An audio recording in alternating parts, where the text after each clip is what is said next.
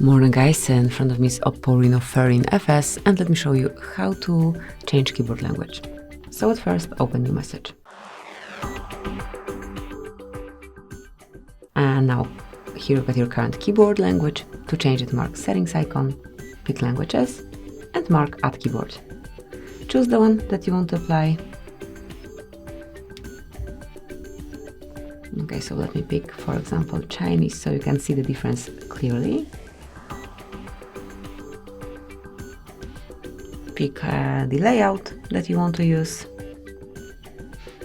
Tap on done. And now just go back. As you can see from now on, by tapping on this word icon, you can switch between languages. Also, if you wish to have one language only, just remove unnecessary languages over here.